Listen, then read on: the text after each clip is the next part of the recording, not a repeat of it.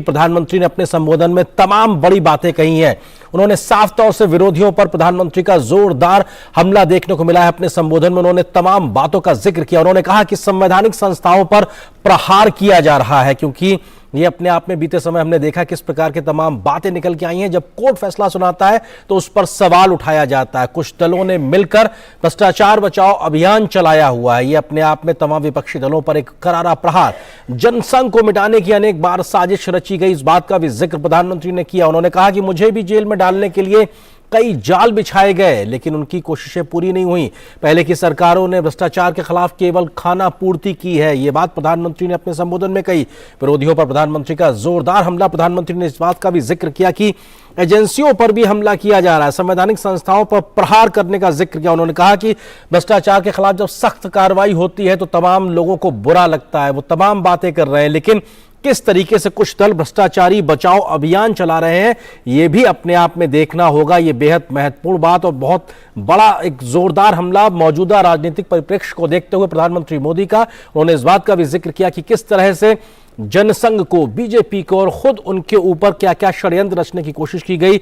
एक तरीके से जनसंघ को खत्म करने की बात की गई। सरकारों जो विरोधी हैं उनके ऊपर तमाम प्रकार का जिक्र किया प्रधानमंत्री ने। उन्होंने कहा कि आंकड़े के आधार पर गिनाया कि किस तरीके से भ्रष्टाचार पे सख्त से सख्त कार्रवाई हो रही है और पिछली कांग्रेस सरकार के मुकाबले कैसे तमाम एजेंसियों के माध्यम से भ्रष्टाचार के तमाम केसेस दर्ज किए गए हैं, कार्रवाई की गई है। जो लोग बैंकों का पैसा लेकर चले गए तो उनकी संपत्तियां जब्त की गई हैं, तमाम प्रकार के जो संपत्तियां हैं उनको वसूला गया है। तो ये अपने आप में भ्रष्टाचार के खिलाफ बड़ी कार्रवाई। लेकिन साथ ही साथ प्रधानमंत्री ने यह भी कहा कि जब इतनी बड़ी कार्रवाई हो रही है तो कुछ लोगों को बुरा लग रहा है, वो अपना गुस्सा निकाल रहे हैं, लेकिन ऐसे तमाम दल मिलकर भ्रष्टाचारी बचाओ एक अभियान भी चला रहे हैं, एजेंसियों पर हमला कर रहे हैं, भ्रष्टाचार के खिलाफ तमाम प्रकार की कार्रवाई का विरोध करते हैं, न्यायालय के द्वारा किए गए फैसलों पर सवाल खड़ा करते हैं, संवैधानिक संस्थाओं पर चोट करने का जिक्र किया प्रधानमंत्री ने कि इस प्रकार की कोशिशें की जा रही हैं और एक इकोसिस्टम कहीं ना कहीं इस प्रकार का है जिससे लड़ने की जरूरत है। कुछ दल मिलकर भ्रष्टाचार बचाओ एक तरीके से जो भ्रष्टाचारी हैं उनको बचाने का अभियान चला रहे हैं। ये सख्त संदेश मौजूदा हालात में एक तरीके से ये बेहद महत्वपूर्ण। क्या कुछ प्रधानमंत्री ने कहा, आइए आपको सुनाते हैं। आज भारत का सामर्थ्य अगर फिर बुलंदी की तरफ जा रहा है तो इसके पीछे हमारी एक मजबूत नींव है। ये नींव हमारी संवैधानिक संस्थाओं की है, हमारे कॉन्स्टिट्यूशनल इंस्टीट्यूशंस की है। इसलिए आज भारत को रोकने के लिए हमारी इस नींव पर चोट की जा रही है, संवैधानिक संस्थाओं पर प्रहार किया जा रहा है, उन्हें बदनाम करने का अभियान छेड़ा जा रहा है। उनकी क्रेडिबिलिटी, उनकी विश्वसनीयता खत्म करने की साजिश की जा रही है। जो लोग भ्रष्टाचार में लिप्त हैं उन पर जब एजेंसियां कार्रवाई करती हैं तो एजेंसियों पर हमला किया जाता है।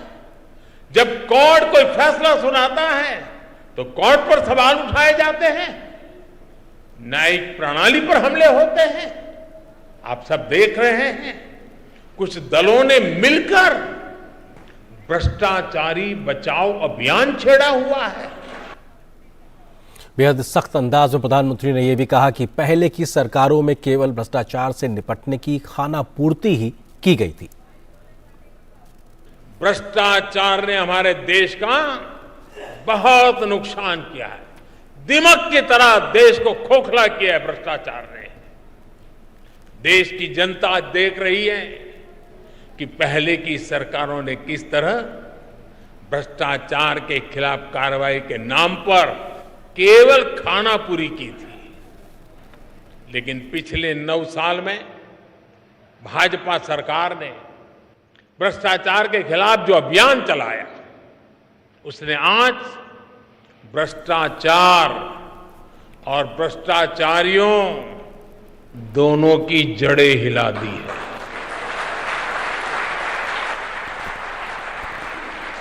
ये इस बात का प्रमाण है कि जब भाजपा आती है भ्रष्टाचार भागता है। प्रधानमंत्री ने विरोधियों पर जोरदार हमला बोला और कहा कि मुझे भी जेल में डालने के लिए जाल बिछाए गए। कांग्रेस के नेता कभी कहा करते थे, जनसंघ के जमाने में बड़े बड़े नेता कहते थे, जनसंघ को जड़ से उखाड़कर फेंक देंगे। ये उनके बड़े बड़े नेता बोलते थे जी। और आज की कांग्रेस कहती है कि मोदी तेरी कब्र खुदेगी। जनसंघ को मिटाने की, भाजपा को मिटाने की अनेक बार साजिशें हुई और ये तो वो लोग हैं जिन्होंने मुझे भी जेल में डालने के लिए क्या क्या जाल नहीं बिछाई, लेकिन वो पूरी तरह नाकाम रहे। तो प्रधानमंत्री का एक बड़ा संबोधन, क्या कुछ बड़े संदेश इस संबोधन में छिपे हुए, इस पर अधिक बातचीत करने के लिए वरिष्ठ पत्रकार आर राजागोपालन जी इस वक्त हमारे साथ में जुड़ गए। राजागोपालन जी, शुक्रिया अपना वक्त हमारे साथ निकालने के लिए। एक बड़ा इस वक्त राजनीतिक माहौल बना हुआ, क्योंकि संसद का सत्र भी चल रहा है, उस बीच में तमाम मसले और बातें हैं। उस बीच में प्रधानमंत्री का यह कहना कि साहब लोकतंत्र पे चोट की जा रही है, एजेंसियों पे चोट की जा रही है और न्यायपालिका के फैसले पे सवाल खड़े किए जा रहे हैं। ये अपने आप में एक पहली बार प्रधानमंत्री के माध्यम से इस समय में आना, इस संदेश के मायने क्या है? इस संदेश के मायने कार्यकर्ता का उत्साहित करना है। कार्यकर्ता पिछले 10-15 दिन में जो राहुल गांधी ने जितना भी ड्रामा कर रहे हैं, संसद को रोका है, संसद को टोका है, संसद नहीं चल रहे, स्पीकर के ऊपर अविश्वास पास करना चाहते हैं, नरेंद्र मोदी के ऊपर, भाजपा के ऊपर कीचड़ फेंकते हैं, इसको नजरिया से नरेंद्र मोदी ने हाथों हाथ लिया है। नरेंद्र मोदी का केंद्र बिंदु है भाजपा का कार्यकर्ता का उत्साहित करके चेयरअप करना है, डेवलप 2024 के लिए तैयारी करना है। आज प्रधानमंत्री का भाषण है, करोड़ों बीजेपी वर्कर्स के लिए आक्रोश में लेके आ गया है। प्रधानमंत्री ने यह कहा था लड़ाई आसान नहीं है, टगर बात बताना चाहिए, एवरी नूक एंड कॉर्नर जाना चाहिए। प्रधानमंत्री ने यह भी कहा है पीएमएलए एक्ट में 2004 से 2014 तक 5,000 करोड़ तो बचाया, लेकिन इन्होंने 9 साल में 1,10,000 करोड़ रुपया कमाया, 15% मोर अरेस्ट किया है सब लोग का। जो ये कह रहे थे परिवारवाद, डायनास्ट जो पार्टियां हैं, उसको भी अंदाजा से प्रधानमंत्री ने छोड़ा नहीं है। कांग्रेस ने भी ताने के वो जेल में डालना चाहते थे। ये सारा चीज क्यों बोल रहे प्रधानमंत्री? आज प्रधानमंत्री आए थे बीजेपी का कार्यालय में, आज नवरात्रि का 8वां दिन है, 7वां दिन है, 10वां दिन है। प्रधानमंत्री नजरिया से यह भी देखा है नवरात्रि टाइम पर प्रधानमंत्री जो बुक मतलब ये फास्ट रखते हैं जी, प्रधानमंत्री का जो उपदेश है ये नवरात्रि टाइम पर लड़ाई आसान नहीं है। मैं पत्रकार रूप में वही तो मैं सोच रहा हूं, प्रधानमंत्री का भारत में भविष्य में पीएम का है, लेकिन आज प्रधानमंत्री का चुनौती सामने है, क्योंकि अमेरिका से जितना भी विदेश का खिलाफ संसार कर रहे हैं, जो राहुल गांधी ने विदेश जाकर के इंडिया को डेमोक्रेसी खतरा में है करके बोला है, लेकिन प्रधानमंत्री ने उसका आईना दिखा दिया, ही शोन मिरर टू कांग्रेस। लेकिन मुझे विरोध, भारत विरोध शक्तियां, इकोसिस्टम सारा इकट्ठा हो गया। लेकिन प्रधानमंत्री ने यह भी कहा है भाई साहब, कांग्रेस की तरह बीजेपी न्यूज़पेपर, टीवी से, ट्विटर से, यूट्यूब से बड़ा नहीं है। ये कोरोना टाइम पर बीजेपी का कार्यकर्ता ने घर घर जाकर के दवाई दिया था। राजागोपालन जी, एक महत्वपूर्ण, क्योंकि प्रधानमंत्री ने इस बात का भी जिक्र किया है कि जब भ्रष्टाचार के खिलाफ उनकी सरकार कार्रवाई कर रही है, तो ऐसे में तमाम राजनीतिक दल मिलकर भ्रष्टाचारी बचाओ अभियान पे निकल पड़े हैं। ये भी अपने आप में एक सीधे तौर पर विरोधियों पर करारा प्रहार है। ये प्रधानमंत्री का दूसरा तीसरा बार ये बोल रहे हैं, क्योंकि प्रधानमंत्री हर समय पर यह कह रहे हैं ईडी के खिलाफ। पार्लियामेंट में भी प्रधानमंत्री ने यह भाषण दिया था, जो आज भी ये रिपीट करने का महत्व तो यह है, कार्यकर्ता कुछ डाउन हो गया है, मोरल डाउन हो गया, उसको भड़काया है प्रधानमंत्री ने। बीजेपी का ऊपर जितना भी वर्ल्ड संस्था है, बीजेपी परिवारवादी नहीं है, फैमिली पार्टी नहीं है, ये युवा आदमी के लिए है, युवा के लिए है, फ्यूचरिस्टिक पार्टी है कहा था प्रधानमंत्री ने। बीजेपी का वन मोटो विकास विकसित भारत, जो उनको कहा था विकसित भारत। एंड सेकंड थिंग, आगे 10 साल को सोचिए, आगे 20 साल को सोचिए करके इनको एक योजना भी दिया है। प्लस प्रधानमंत्री ने 3 पॉइंट कार्यकर्ता को बोला है, ये नीड ऑफ द कंट्री ये भी कहा था। सो मुझे लगता है प्रधानमंत्री आज 1 घंटे भाषण में कम से कम मनोबल बढ़ाया है। प्रधानमंत्री कार्यकर्ता का जो उत्साह किया है, यही तो मैं रिपीट करना चाहता हूं। बिल्कुल सर, लेकिन महत्वपूर्ण एक चीज ये भी प्रधानमंत्री ने कहा कि आजादी के बाद से पहली बार भ्रष्टाचार के खिलाफ इतनी बड़ी एक लड़ाई लड़ी जा रही है। निश्चित तौर से कुछ लोगों को बुरा लगेगा और अपना गुस्सा जाहिर करेंगे, ये भी साफ तौर से इशारा कांग्रेस की ओर। बिल्कुल, कांग्रेस के ऊपर तो कहा है प्रधानमंत्री ने, ये भी उदाहरण दिया है कितना कितना केसेस, कितना कितना सीबीआई किया है, ईडी किया है, पीएमएलए एक्ट में किया है, एफसीआरए एक्ट में किया करके सारा प्रधानमंत्री ने तो जोर से सारा वर्णन दिया है। लेकिन प्रधानमंत्री का महत्व ये है, मुझे लगता है प्रधानमंत्री बार बार रिपीट कर रहे थे बीजेपी कार्यकर्ता का जो पार्टी का ऑफिस करके संगठन को मजबूत करना है, यही मेरे बिंदु है। प्रधानमंत्री ने यह भी बोला था भ्रष्टाचारी बचाओ अभियान Khanapuri, I don't know the meaning of that, but still प्रधानमंत्री ने वो क्रूर करके बोला था। इसीलिए मुझे लगता है प्रधानमंत्री फोकस युवा जनता को ऊपर, युवा आदमी के ऊपर बोला था। India is a young country, ये भी कहा था प्रधानमंत्री। इनकी भाषण में 15-20 इंपॉर्टेंट पॉइंट निकल रहे थे, वही पॉइंट में ये तो है कांग्रेस का अड़े हाथ में लिया है प्रधानमंत्री ने। जी सर, महत्वपूर्ण चीज ये, प्रधानमंत्री जब कहते हैं लोकतंत्र पे चोट की जा रही है, वो न्यायपालिका के फैसलों पे सवाल खड़ा करने का जिक्र करते हैं, वो कहते हैं एजेंसियों पर एक तरीके से सवाल खड़ा किया जा रहा है, तो निश्चित तौर से इंडिपेंडेंटली जब तमाम संस्थाएं काम कर रही हो, प्रधानमंत्री उस बात का जिक्र करते हैं, तो ये भी दिखाता है कि साहब लोकतंत्र के जो तमाम अपने स्तंभ है वो बेहतरी से काम कर रहे हैं, लेकिन राजनीतिक तौर पर उनको बदनाम करने की जो कोशिश होती है वो ठीक बात नहीं है दुनिया के सबसे बड़े लोकतंत्र में। बिल्कुल, प्रधानमंत्री ने कार्यकर्ता का अलावा इंडिया में जितना भी दूतावास है वो लोग भी सुन रहे थे प्रधानमंत्री का भाषण। आज यूनाइटेड स्टेट्स ऑफ अमेरिका का स्टेट डिपार्टमेंट से एक बयान आया है, इंडिया को कानून को ऊपर उंगली लगाया है, प्रधानमंत्री उसको भी जवाब दिया आज। मुझे लगता है प्रधानमंत्री का जो देश सेवा करके बीजेपी वर्कर्स के लिए बोला था, वो मोर्चा खोलना है, देश का सेवा करना है, वही बिंदु है बीच में। एक एक कार्यकर्ता अपना अपना क्षेत्र में जा करके उन्होंने ये उदाहरण भी दिया है, नॉर्थ ईस्टर्न में 4 मुख्यमंत्री है, दक्षिण भारत में आप लोग जाना है अभी, नेक्स्ट तमिलनाडु और तेलंगाना, ये भी जिक्र किया प्रधानमंत्री। देयरफॉर इंडिया में पैन इंडिया पार्टी, एक ही देशीय पार्टी, पॉलिटिकल पार्टी बीजेपी है, नेशनल पार्टी, ये भी जिक्र किया था। इसको इनडायरेक्टली प्रधानमंत्री ने ये बोला कांग्रेस खत्म हो चुकी है। प्रधानमंत्री का अंधेरा से जो फोकस था कांग्रेस को ऊपर, इन्होंने जवाब दिया जितना भी आगे बिना नाम लेकर के कांग्रेस को प्रधानमंत्री ने अड़े हाथ में लिया है। जी राजगोपालन जी, लेकिन भ्रष्टाचार के खिलाफ हो रही कार्रवाई के नाम पर तमाम विरोधी दलों का एक मंच पर आने की कवायद को लेकर भी प्रधानमंत्री का यह सीधा हमला कहा जा सकता है, क्योंकि उन्होंने कहा कि साहब तमाम दल, क्योंकि उन्होंने कहा हमको जो लड़ाई लड़नी है परिवारवाद से, भ्रष्टाचारवाद से, संप्रदायवाद से, इन तमाम जातों का भी जिक्र किया उन्होंने। क्योंकि एनफोर्समेंट डायरेक्टरेट में नेशनल हेराल्ड को भी प्रधानमंत्री ने इनडायरेक्टली जवाब दिया है। जैसे अभी केसीआर का बेटी कविता ने ये कह रही है, जो अरविंद केजरीवाल ने घोटाला है, जो दारू का जो ठेका लेकर के जो लिकर स्कैम का, उसको भी दिया है। जैसे केरला का पिनारे विजयन ईडी में फंसा हुआ है, जो स्वप्ना सुंदर ने वो जो उन्होंने भी दे रही है। सारे के सारे प्रधानमंत्री ने एनफोर्समेंट डायरेक्टरेट में जितना भी फंसे हुए हैं उस सबको अड़े हाथ में लिया है प्रधानमंत्री।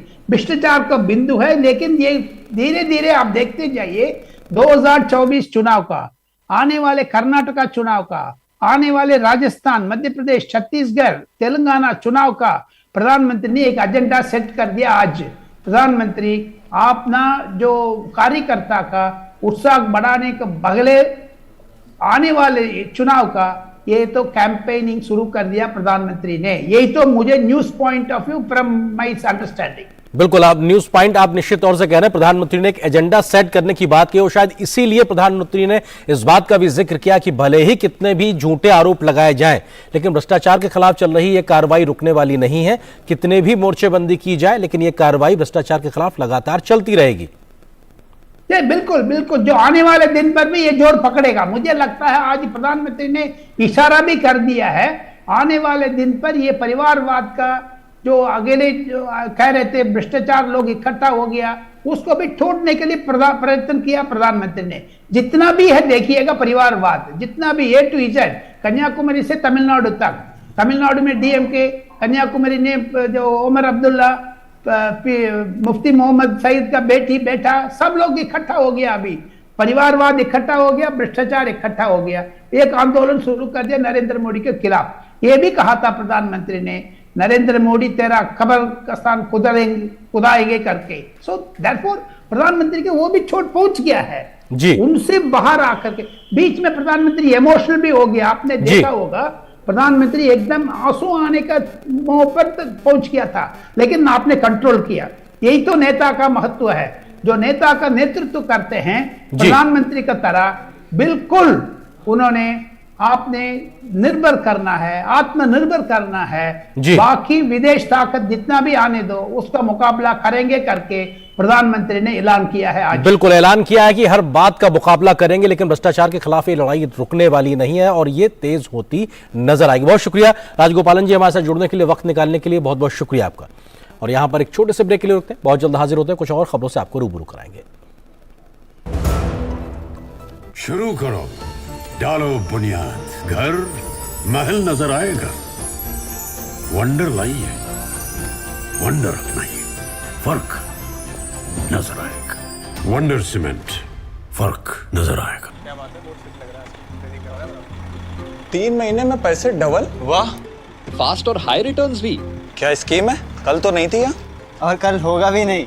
तूने कभी 5 ओवर में डबल सेंचुरी मारी है? ऐसे स्कीम के बहकावे में आके हम धोखा खा सकते हैं। और RBI कहता है अपना पैसा सुरक्षित रखो और समझदारी से निवेश करो। अगर ज्यादा रिटर्न के पीछे भागोगे तो रिस्क भी उतना ही उठाओगे, और फास्ट रिटर्न से बच के, और फास्ट बॉलिंग से भी। RBI कहता है जानकार बनिए, सतर्क रहिए। जन औषधि केंद्रों पर मिलने वाली दवाओं की कीमत बाजार में जो दवाएं मिलती हैं उसी क्वालिटी की, लेकिन जन औषधि केंद्र में 50% से 90% तक उसकी कीमत कम होती है। भारतीय जन औषधि परियोजना के अंतर्गत अब तक देश भर में हजारों जन औषधि केंद्र खोले जा चुके हैं, जहां पर 1759 से अधिक दवाइयां और 280 सर्जिकल उपकरण बहुत ही कम कीमतों पर उपलब्ध हैं। अधिक जानकारी के लिए जन औषधि सुगम मोबाइल ऐप को डाउनलोड करें या टोल फ्री नंबर पर कॉल करें। सस्ती एवं उत्तम दवाएं जन औषधि केंद्र से लाएं। राहुल गांधी को लेकर इन दिनों सियासत लगातार गरमाई हुई है। पहले विदेश में दिया देश विरोधी बयान को लेकर राहुल गांधी घिरते रहे, फिर उनको कोर्ट से मिली सजा के बाद उनकी लोकसभा की सदस्यता चली गई, तो वहीं उन्होंने अब सावरकर को लेकर जो बयान दिया है उसको लेकर राहुल गांधी लगातार विरोधियों के निशाने पर है। संसद से लेकर सड़क तक इस मामले पर राहुल और कांग्रेस घिरती नजर आ रही है। सूरत कोर्ट से राहुल गांधी को मिली सजा और उसके बाद लोकसभा से उनको अयोग्य ठहराए जाने के बाद सियासी मोर्चे पर घमासान मचा हुआ है। संसद के दोनों सदनों में हंगामा तो मचा ही है, सदन के बाहर भी जोरदार सियासत जारी है। तमाम केंद्रीय मंत्रियों और बीजेपी के वरिष्ठ नेताओं के निशाने पर हैं राहुल गांधी। राहुल गांधी द्वारा देश के ओबीसी समाज के अपमान के विरोध में गांधी प्रतिमा से विजय चौक तक बीजेपी के ओबीसी मोर्चे के सांसदों ने मार्च किया। सांसदों ने कहा, कांग्रेस और राहुल गांधी के चरित्र में है देश और देश के पिछड़ों का अपमान करना। इसके लिए राहुल गांधी जी आपको माफी मांगनी ही होगी। हिंदुस्तान का पिछड़ा आहत महसूस कर रहा है और ये अहंकारी राहुल गांधी और कांग्रेस पार्टी माफी मांगने को तैयार नहीं है। हमारा आंदोलन अनवरत जारी रहेगा। इस प्रकार राहुल गांधी ने पिछड़ों को अपमानित करने का काम किया और कोर्ट के आदेश कहने के बावजूद भी माफी नहीं मांगा है। जब तक राहुल गांधी माफी नहीं मांगेंगे, भारत का प्रत्येक पिछड़ा समाज उनके विरोध में खड़ा रहेगा। वह व्यक्ति के अपमान में पूरे समाज को उन्होंने अपमानित करने का काम किया है, पूरे देश को वो अपमानित करने का काम करते हैं। बीजेपी के ओबीसी मोर्चा के राष्ट्रीय अध्यक्ष और भाजपा सांसद डॉक्टर के लक्ष्मण ने कांग्रेस पर जमकर हमला बोला और कहा कि 60 साल में कांग्रेस ने ओबीसी को धोखा दिया है। वहीं केंद्रीय मंत्री स्मृति ईरानी ने कांग्रेस पर निशाना साधते हुए कहा कि प्रधानमंत्री नरेंद्र मोदी का अपमान करने की कोशिश में राहुल गांधी ने पूरे ओबीसी समुदाय का अपमान किया है। जो कांग्रेस हुकूमत में थी, क्यों हमेशा ये ओबीसी के विरोधी थे, किस तरह ओबीसी को धोखा दिया जा रहा था। प्रधानमंत्री नेहरू जी से लेकर जब काका कलेक्टर कमीशन गठित हुआ, निवेदन दिया, उसका सिफारिश अमल तक छोड़ो, कम से कम सदन में चर्चा तक नहीं किया। 17 साल प्रधानमंत्री के नाते नेहरू जी थे और बाद में इंदिरा गांधी प्रधानमंत्री बनी, तभी भी मुमकिन नहीं हुआ। बाद में जब मंडल कमीशन गैर कांग्रेस सरकार जब बनी थी, तभी लागू किया गया 27% केंद्र सरकारियों में, केंद्र विद्या संस्थाओं में। क्या यह पहली बार है कि राहुल गांधी ने, गांधी खानदान ने दलित अथवा पिछड़े समुदाय का अपमान किया है? देश की मीडिया, देश की जनता इस बात की साक्षी है कि उन्होंने न सिर्फ ओबीसी समुदाय पर अभद्र टिप्पणी की है, बल्कि साथ ही जब राष्ट्र को पहली बार ट्राइबल परिवार की एक महिला को महामहिम राष्ट्रपति के पद तक चुनने का मौका मिला, तब भी गांधी खानदान के आदेश पर महामहिम द्रौपदी मुर्मू जी का अपमान कांग्रेस के नेतृत्व ने किया। संसद सदस्यता रद्द होने पर कांग्रेस के पूर्व अध्यक्ष राहुल गांधी पर बीजेपी ने वीडियो के जरिए तंज कसा है। इस वीडियो के कैप्शन में लिखा गया है, शहजादे का सम्मान हो, भले ही जनता का अपमान हो। भाजपा के ट्विटर हैंडल पर जारी वीडियो में राहुल के पीएम मोदी पर दिए बयानों और उनकी संसद सदस्यता रद्द होने तक के सफर को दिखाया गया है। वीडियो की शुरुआत में राहुल को लोकसभा सांसद और शहजादे के रूप में अंगूर खाते हुए दिखाया गया है। राहुल के साथ में मध्य प्रदेश के पूर्व मुख्यमंत्री दिग्विजय सिंह और कांग्रेस नेता मणिशंकर अय्यर चलते हुए दिखाई देते हैं।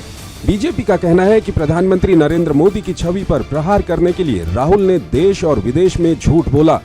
स्मृति ईरानी ने कहा कि अपनी राजनीतिक बौखलाहट में राहुल गांधी का पीएम के प्रति, देश के प्रति अपमान में बदल चुका है। नरेंद्र मोदी ने स्वयं गांधी खानदान से कहा कि आप चाहे मेरा कितना भी अपमान कर लें, लेकिन राष्ट्र का अपमान ना करें। अपनी पॉलिटिकल बौखलाहट में, अपनी पॉलिटिकल फ्रस्ट्रेशन में राहुल गांधी का मोदी के प्रति विष देश के प्रति अपमान में परिवर्तित हो चुका है। हालांकि कांग्रेस इन आरोपों से इनकार कर रही है। हमारी पार्टी की तरफ से बड़े विस्तार से कह दिए गए कि राहुल गांधी जी की भाषण के क्या है, उनकी व्याख्यान क्या है, और इसके साथ ओबीसी का जरा सा भी ताल्लुकात नहीं है। सावरकर के मसले पर भी राहुल गांधी की मुश्किलें कम नहीं हो रही हैं। स्वतंत्रता सेनानी विनायक दामोदर सावरकर के पोते रंजीत सावरकर ने राहुल गांधी पर निशाना साधा है। राहुल गांधी के बार बार सावरकर के अपमान किए जाने से रंजीत आहत हैं और उन्होंने कहा कि वो राहुल गांधी के खिलाफ शिकायत दर्ज कराएंगे। राहुल गांधी हर बार जब अपमान करते हैं तो हमने उस पर कानूनी कार्रवाई की है। बीच में महाराष्ट्र में उन्होंने जो स्टेटमेंट किया था उसके अगेंस्ट पुलिस केस भी मैंने की है। 5 साल पहले मैंने भोईवाड़ा कोर्ट में केस किए फौजदारी, और उसके ऊपर कोर्ट ने डायरेक्शन दिए पुलिस को कि उनको नोटिस दी जाए, तो और अभी जाके मैं वापस कार्रवाई करूंगा ही। कुल मिलाकर पहले राहुल के विदेश में दिए विवादित बयान और अब उनकी अयोग्यता के मसले पर मचा घमासान थमने का नाम नहीं ले रहा है। बीजेपी जहां राहुल के द्वारा ओबीसी और सावरकर के अपमान को मुद्दा बना रही है, तो वहीं कांग्रेस लोकतंत्र के अपमान को मुद्दा बना रही है। पार्लियामेंट टीम के साथ bureau report, DD news.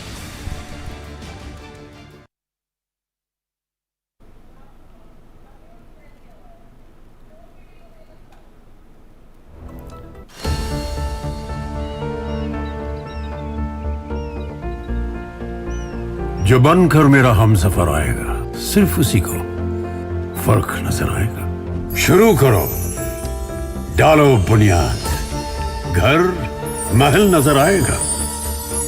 Wonder लाइए, वंडर अपनाइए, फर्क नजर आएगा। वंडर सीमेंट, फर्क नजर आएगा। चैम्प, मारते रहना है छक्का। हाँ। तो go home and hand wash पक्का। Hand wash reminder by your hand ambassador Sachin Tendulkar का हाथ। सेवलॉन स्वस्थ इंडिया मिशन। बार आपका KYC अपडेट करना है, नहीं तो अकाउंट और ATM कार्ड ब्लॉक हो जाएगा। सावधान, सावधान। 2.5 करोड़ का इनाम मुझे। देखिए, अनजाने कॉल्स, फर्जी ईमेल्स, लिंक्स और जाली ऐप से अपना पिन, OTP, पासवर्ड कभी भी किसी के साथ शेयर न करें। आप रहेंगे सावधान तो नहीं होगा नुकसान। RBI कहता है, जानकार बनिए, सतर्क रहिए।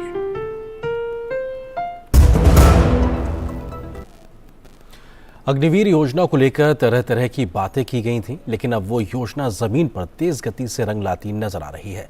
नौसेना के पहले अग्निवीर बैच की आज पासिंग आउट परेड हुई, जिसका निरीक्षण खुद नौसेना अध्यक्ष एडमिरल R हरि कुमार ने किया। 273 महिला अग्निवीर सहित 2600 अग्निवीरों का 16 सप्ताह का प्रशिक्षण सफलतापूर्वक संपन्न होने के बाद इस परेड का आयोजन किया गया।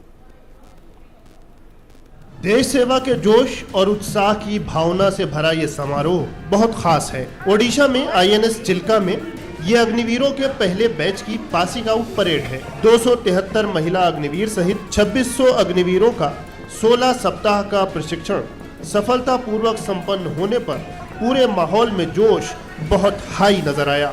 नौसेना अध्यक्ष एडमिरल R हरि कुमार समारोह के मुख्य अतिथि रहे और उन्होंने ही पासिंग आउट परेड का निरीक्षण किया। दक्षिणी नौसेना कमान के flag officer commanding in chief सहित वरिष्ठ नौसेना अधिकारी और गणमान्य हस्तियां भी इस ऐतिहासिक अवसर के गवाह बने।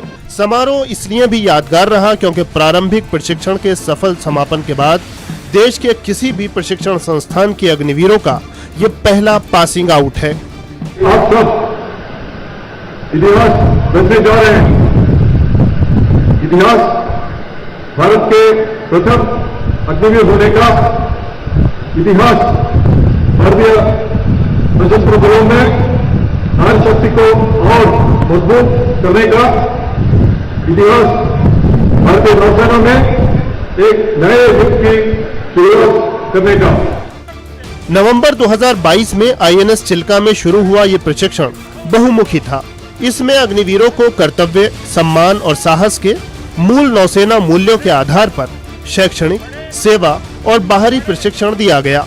16 हफ्तों की इस कामयाब ट्रेनिंग के बाद अब इन सभी अग्निवीरों को समुद्री प्रशिक्षण के लिए सीमावर्ती युद्धपोतों पर तैनात किया जाएगा।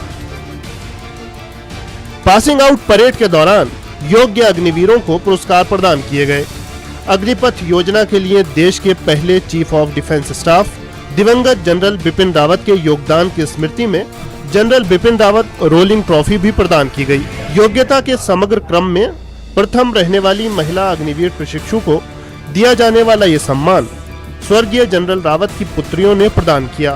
ध्यान रहे कि अग्निवीरों के इस पहले बैच में वो महिला और पुरुष अग्निवीर भी शामिल हैं जो इस साल 26 जनवरी को कर्तव्य पथ पर भारतीय नौसेना की गणतंत्रता दिवस परेड टुकड़ी का हिस्सा थे। सुधीर यादव के साथ ब्यूरो रिपोर्ट, DD न्यूज। और यहाँ पर एक और छोटे से ब्रेक के लिए रुकते हैं।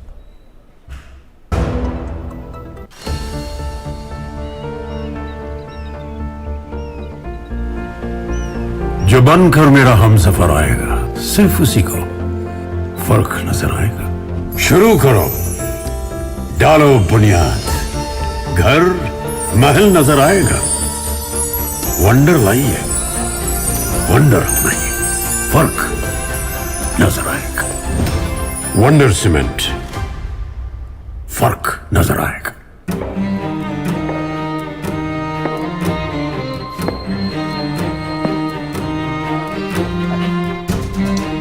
कब तक आप ऐसे फ्यूचर का टेंशन लेकर चलते रहेंगे? LIC के न्यू पेंशन प्लस के साथ अपनी पेंशन का प्लान बनाइए, क्योंकि ये प्लान आपके फ्यूचर के लिए मार्केट लिंक्ड वेल्थ क्रिएट करता है। और तो और इस प्लान में गारंटीड एडिशंस के साथ पेंशन पाने के कई ऑप्शंस भी हैं, so that you grow young and tension free. LIC, हर पल आपके साथ।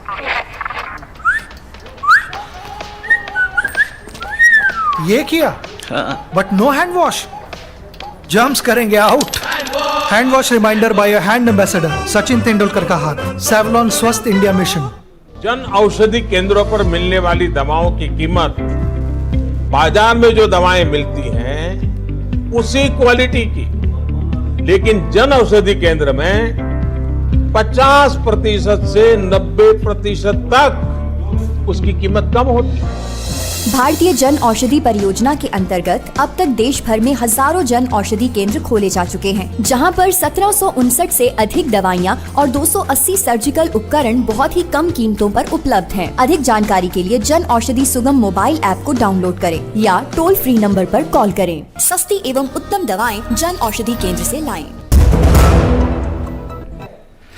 हमारा संविधान हर कदम पर नागरिकों के लिए मार्गदर्शक की तरह है। लोकतांत्रिक समाज में संविधान की बारीक जानकारी नागरिकों के लिए बहुत महत्वपूर्ण है। पीएम मोदी ने 2017 में गणतंत्र दिवस के तुरंत बाद 29 जनवरी को मन की बात की अपने इस विषय पर चर्चा में उन्होंने की थी। प्रधानमंत्री ने सभी देशवासियों से भारतीय संविधान की गहरी समझ और बारीक जानकारी हासिल करने का आह्वान किया था।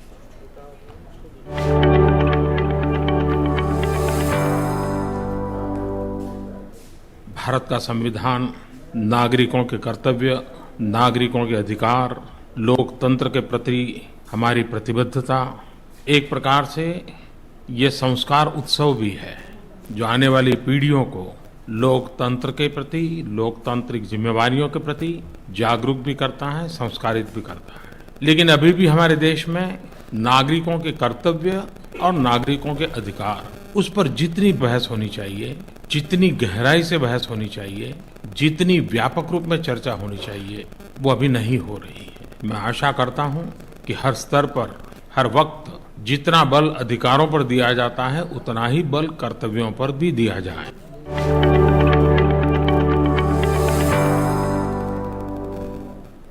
तो न्यूज़ 9 में आज बस फिलहाल इतना ही। नमस्कार।